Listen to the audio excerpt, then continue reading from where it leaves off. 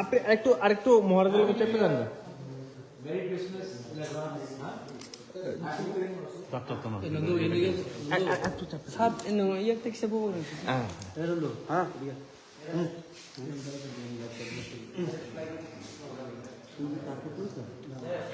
Sir थोड़ा सामने देखिए, लोग छवि थोड़ा ले लीजिए।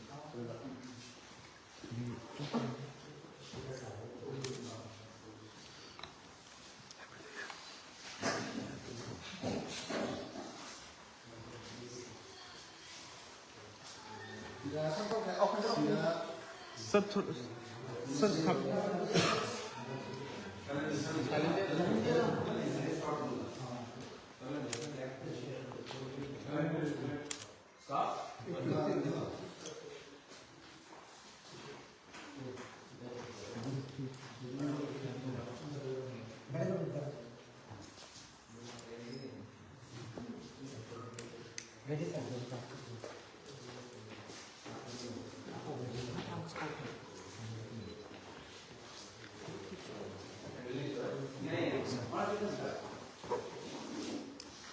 Good afternoon friends from the press.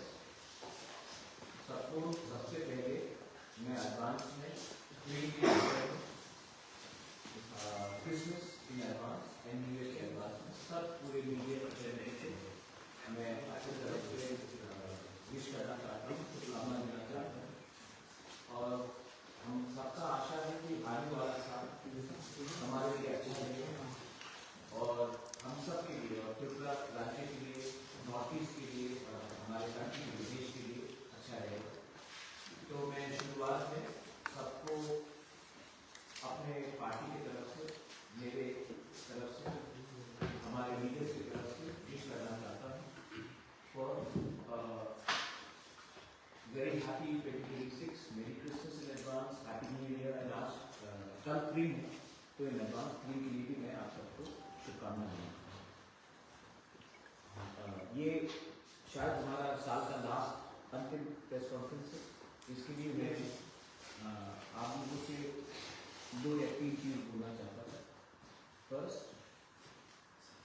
जो लैंग्वेज का इश्यू है उसमें हमारा पार्टी का व्यू एकदम क्लियर है कि जो सेंटिमेंट हमारे कम्युनिटी का है उसको government of India, state government को रिस्पेक्ट करना चाहिए and compromise should be in the script of our own writing which is more Muslim. इसमें कोई विवाद नहीं होना चाहिए और ये हमारा पोजीशन पहले से था, है और रहेगा। और इस इशू में हम अपना व्यू बदलने वाले नहीं हैं, ये बात मैं क्लियरली सबको बोलना चाहता हूँ। गवर्नमेंट ऑफ इंडिया को भी विचार करना चाहिए कि जब तक, जैसे कि हमारे आदरणीय मुख्यमंत्री ने कहा है कि इंडिजिनस स्क्रिप्ट डेवलप करो, it's a suggestion from him, he is a respected person, I have personal respect for him. लेकिन जब तक अपना स्क्रिप्ट डेवलप नहीं होगा हम कौन सी भाषा में परीक्षा देंगे? क्योंकि हम लोग दिवाली में परीक्षा लिखना नहीं चाहते हैं और हमको रोमन स्क्रिप्ट में अपना परीक्षा लिखना है। तो जब तक ये कोई सुझाव नहीं देगा तब तक इंटरव्यू हम कौन से लैंग्वेज में अपना परीक्षा देंगे? So I very clearly stated that for us the only solution is Roman script and Roman script should be the only choice for Kogorov and Kaugri. There is not going to be any backing down from that statement. Second चीज है जो पूरे देश को असर करता है, which is not the condition of what is happening in Bangladesh. आप लोग सब जानते हैं कि बांग्लादेश में माइनॉरिटीज को, स्पेशली जो हमारे इंडिजिनस लोग हैं, जो हिंदू बंगाली हैं, बेरहमी से इनको मारा जा रहा है, इनको टारगेट किया जा रहा है। उनके बांग्लादेश के प्रोमिनेंट लीडर्स एम्बेसी के सामने जाकर इंडियन एम्बेसी को बंद करने की कोशिश कर रहे हैं, हमारे एम्बेसी के ऊपर अटैक कर रहे हैं। नॉर्थ ईस्ट को तोड़ने के लिए they have made a statement that we will occupy north east, 7 sisters. और मुझे आश्चर्य लगता है कि हमारे कोई लोग हैं जो बोल रहे हैं कि शेख हसीना को आप वापस बांग्लादेश के हवाले कर दीजिए। मुझे आश्चर्य है कि जो लोग देशभक्ति का नारा गाते हैं वो चुप है और पिपरा मोथा एक आंचलिक पार्टी जिसको हमेशा गुंडा बोला जाता है बाय मेनी लीडर्स, यही पार्टी जिसको बहुत लोग गुंडा बोलते हैं, वही हमारे minorities, Hindu minorities, Buddhist minorities, Christian minorities के बारे में बांग्लादेश में बात करें। मुझे आश्चर्य है कि आईपीएल में बांग्लादेश का क्रिकेटर को 9 करोड़ 20 लाख, बांग्लादेश का नागरिक को 9 करोड़ 20 लाख का कॉन्ट्रैक्ट मिलता है, और हमारे हिंदुस्तान में, हमारे नॉर्थ ईस्ट में इतने टैलेंटेड क्रिकेटर्स लाइक अपना मणिशंकर मुगर से और भी उनको एक मौका भी नहीं मिलता है अपना राज्य का नाम को रोशन करने के लिए। अगर कोई कहेगा कि स्पोर्ट्स और पॉलिटिक्स को मिक्स मत करो, तो ये शुरुआत पाकिस्तान को बैन करके इंडिया ने नहीं किया है। आज जब पाकिस्तान कुछ करता है तो इंडिया उनके खिलाड़ियों को बैन करता है। पाकिस्तान ने तो डायरेक्टली कभी इंडिया को अटैक नहीं किया था। यहाँ पे तो बांग्लादेश के लीडर्स हिंदुस्तान को तोड़ने के ओपन भी बात करते हैं, पाकिस्तान को चुपचाप करता है, ये तो ओपन भी कर रहे हैं। तभी भी हम बांग्लादेश के क्रिकेटर्स को जगह दे रहे, सम्मान दे रहे, और हिंदुस्तान में अपने माइनॉरिटीज को हम लोग बोलते हैं देश के। तो ये डबल टॉक नहीं चलेगा। मैं चाहता हूं कि एज वी अप्रोच 2026 हमारा जो रास्ता होना चाहिए कि नॉर्थ ईस्ट स्टेट्स को, वहाँ के इंडिजिनियस लोगों को, वहाँ के लोगों को ओवरऑल को प्रोटेक्ट करने के लिए हिंदुस्तान को एक कड़ा स्टांस लेना चाहिए अगेंस्ट बांग्लादेश। सेकंड, हमारा भाषा, हमारा संवैधानिक अधिकार को भी गवर्नमेंट ऑफ इंडिया को देखना चाहिए, क्योंकि बांग्लादेश के लीडर्स ने कहा है कि वो उग्रपंथी को जो हिंदुस्तान के खिलाफ है उनको पनाह देने के लिए तैयार है हिंदुस्तान में डिस्टर्बेंस क्रिएट करने के लिए। जब हमारे लोगों को अपने भाषा में हमारा भूमि का रक्षा, हमारा कॉन्स्टिट्यूशनल राइट नहीं दिया जाता है, तो हम डायरेक्टली आईएसआई बांग्लादेश, जो आजकल ब्रैकेट में मैं बांग्लादेश को मिनी पाकिस्तान बोल रहा हूं, ये लोगों के हाथ में हम अपना यूथ को, गुमराह यूथ को जो फ्रस्ट्रेटेड है उनको मौका दे रहे हैं उनके पास जाने के लिए। तो मैं रिक्वेस्ट करता हूं through the media that the state government and the government of India should come up with a clear policy regarding Northeast and to protect the future generation of our people. Once again, thank you very much. आप लोग यहाँ में आए हैं, आपने दिखा भी होगा कि पिछले थोड़े दिन से हमारा रैलीज भी चल रहा है, हमने मोबिलाइज भी किया। I want to thank all the people जो रास्ते में आए, हम चार रैली किया, जो पॉलिटिक्स में नहीं है, who have no interest in politics, who are non political, उन्होंने भी हमें समर्थन दिया है। आई वॉन्ट टू भाषा को लगे, but I also want to thank the people from the general Bengali community, जिसने आकर कहा है, जब हमने बांग्लादेश हाई कमिश्नर के सामने हमने प्रोटेस्ट किया तो सबने कहा कि ठीक बोला, क्योंकि मैं चाहता हूं कि त्रिपुरा डेवलप, लेकिन त्रिपुरा तभी डेवलप होगा जब हर कम्युनिटी को सम्मान मिले। हम अपना अधिकार, अपना सम्मान के लिए बात कर रहे हैं, हम किसी से कुछ छीनना नहीं चाहते। अगेन मैं और एक बात लिखना चाहता हूँ कि we are not against the Bengali language, but we want Tripura people to decide on the script that they want to speak on to appear in exams. तो प्लीज इसको वर्सेस मत कीजिए, ये बात समझिए कि हमारा दिल का आस्था है। मैं इतिहास में जाकर एक बात बोलना चाहता हूँ, जब पाकिस्तान ने बांग्लादेश में उर्दू भाषा का इंप्लीमेंट जबरदस्ती करने का कोशिश किया, तब भाषा आंदोलन हुआ और बांग्लादेश टूटकर एक नया देश बना, ईस्ट पाकिस्तान बांग्लादेश बना, क्योंकि पाकिस्तान में अपना भाषा उर्दू उन्होंने किया था कि बांग्लादेश के ऊपर इम्पोज किया। आज जब हम अपना भाषा को चाहते हैं तो कोई हमें इम्पोज करे ये चीज, तो हमें भी पसंद नहीं है, ये हमारा डिसीजन है। तो हमारे भविष्य के साथ प्लीज खिलवाड़ ना करें, यही मेरा रिक्वेस्ट है। Thank you very much.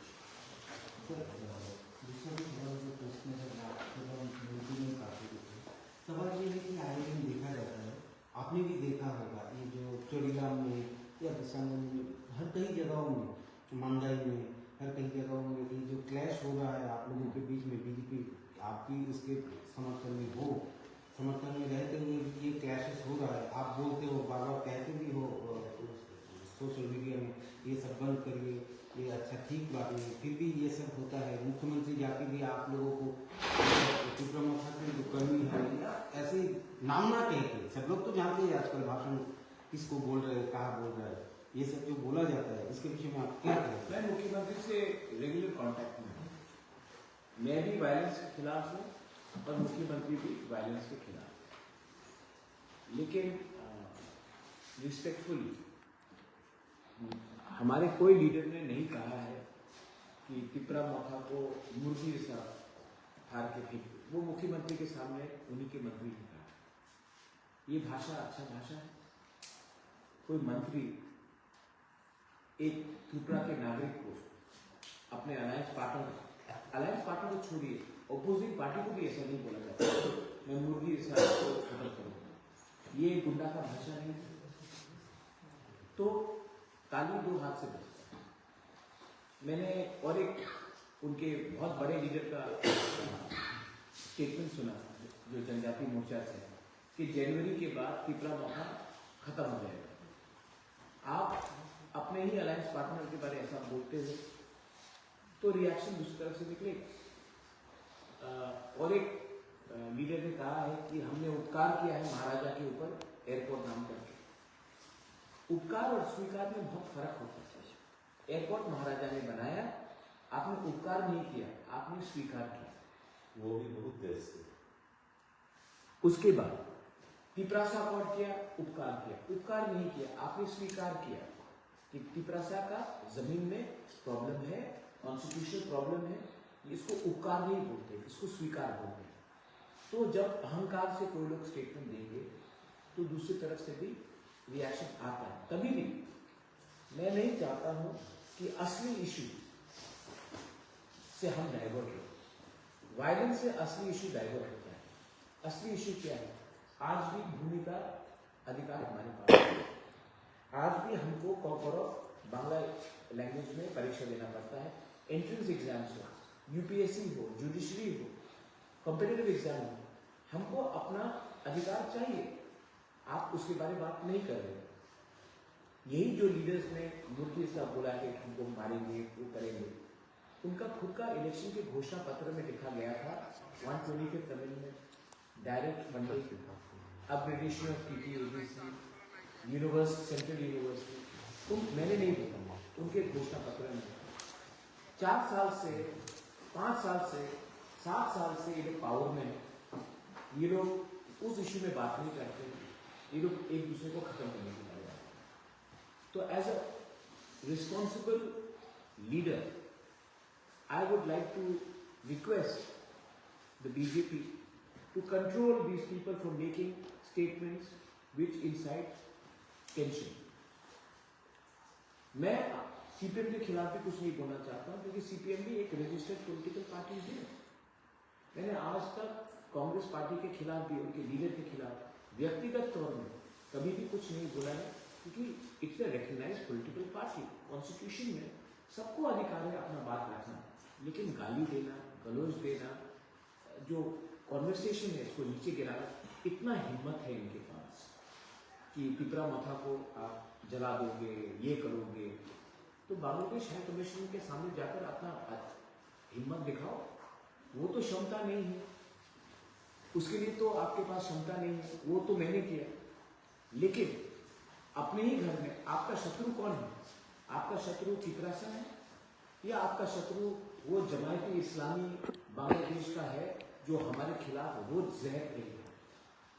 आप लोग हमेशा, कुछ लोग हैं जो हमेशा 1980 राइट्स के बारे में बात करते हैं। बहुत गलत हुआ 1980 में दंगा हुआ, मैं स्वीकार करता हूँ, दोनों तरफ से गलती है।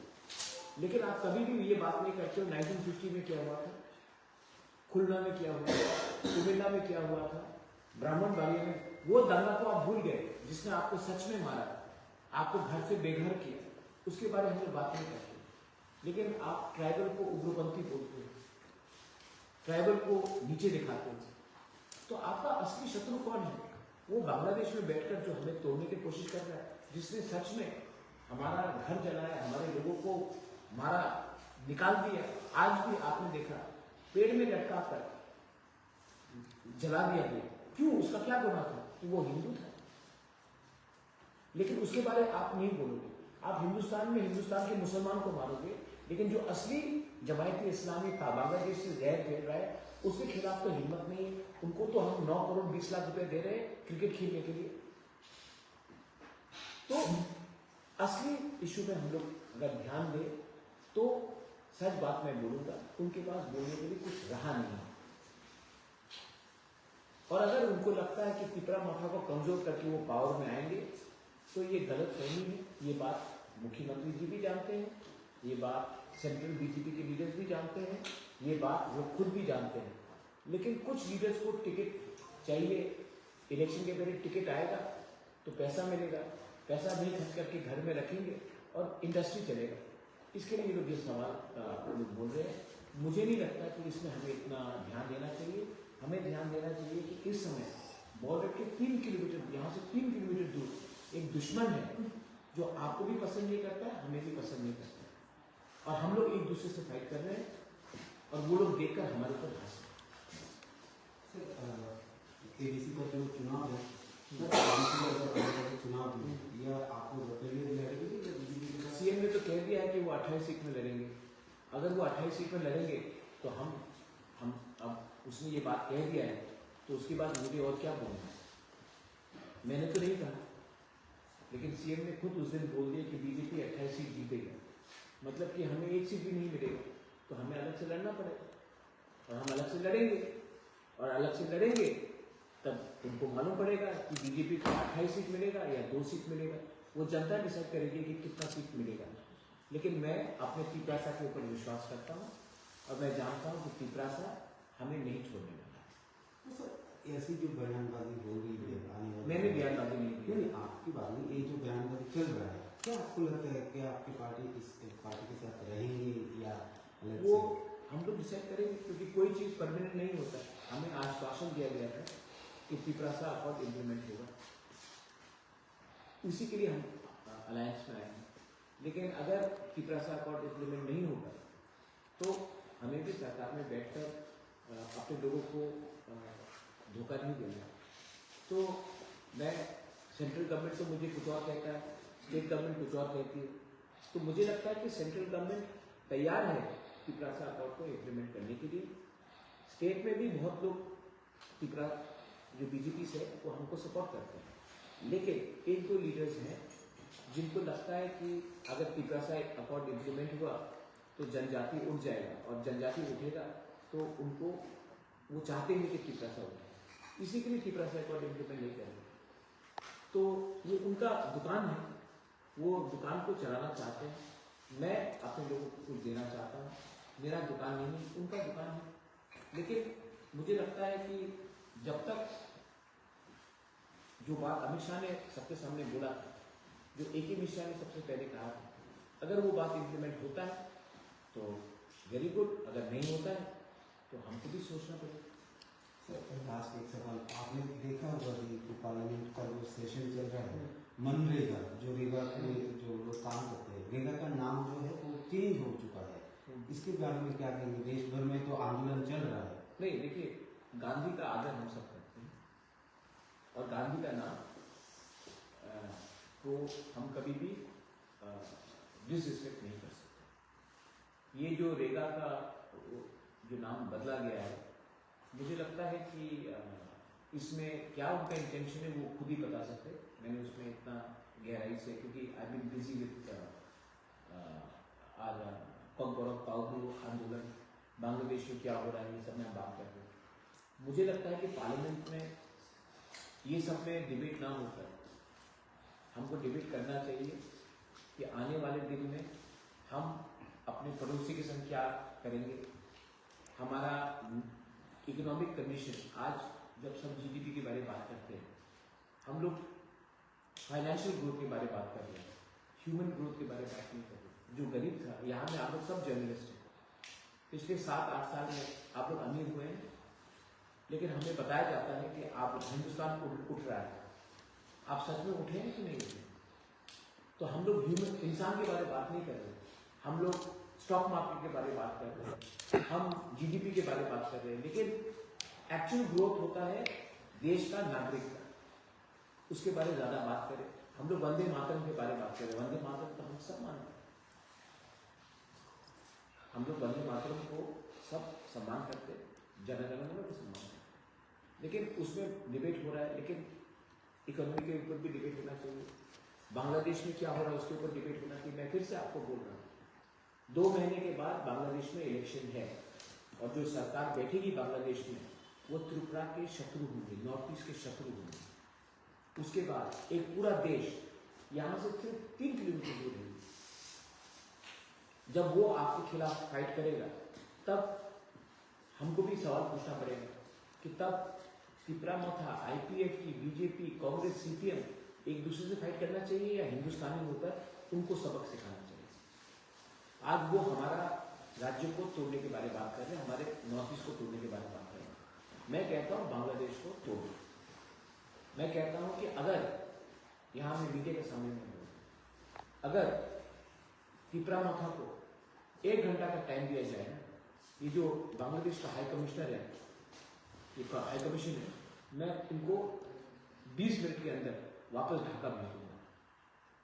हमारे लोगों को मारा जाता है, माइनॉरिटीज को मारा जाता है, मंदिर को तोड़ा जाता है, चर्च को जलाया जाता है, हमारे जनजाति को, बंगाली हिंदू को जबरदस्ती कन्वर्ट करने की कोशिश किया जाता है। और हम क्या कर रहे हैं, हम यहां में इनको वीआईपी जैसा रख रहे हैं। तो वो हमारे एम्बेसी को, हमारे एम्बेसी के अंदर घुसकर हमारे एम्बेसी को बंद करना चाहते हैं।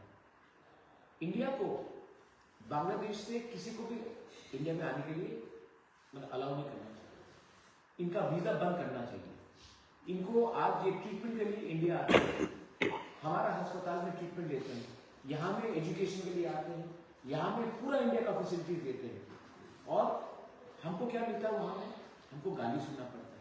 बोलते हैं कि एक मैंने स्टेटमेंट देखा कि आप लोग गौमूत्र पीते हो, आप गाय का मांस खिलाएंगे। ये कोई भाषा है? और गवर्नमेंट ऑफ इंडिया अभी भी स्ट्रॉन्ग पोजीशन नहीं ले रही, मुझे मालूम नहीं। मैंने एक स्टेटमेंट देखा कि शेख हसीना को आप प्लीज हैंड ओवर कर दीजिए बांग्लादेश में, हिंदुस्तान और बांग्लादेश का प्रॉब्लम ठीक हो जाए। तो दलाई लामा को भी चाइना को दे दे, क्या हमारे थिंकिंग में है? हम जो हमारा दोस्त है उनको हम हैंड ओवर करते, तो वो उनको कल मार दे। और यहां में आप देखिए, जो उस दिन रविंद्र भवन के सामने स्टेटमेंट आया, गुंडा कॉकबरॉक को आप क्यों अंग्रेजी लैंग्वेज में आप डेवलप करना चाहते हैं? तो स्टेट गवर्नमेंट 125 विद्या ज्योति स्कूल्स खोल रहे हैं, इंग्लिश मीडियम स्कूल्स। अगर आपको इंग्लिश से इतना प्रॉब्लम है तो आप प्लीज एक ऑर्डर पास कर दीजिए कि मंत्री और एमएलए का बच्चा इंग्लिश मीडियम स्कूल में नहीं पढ़ेगा।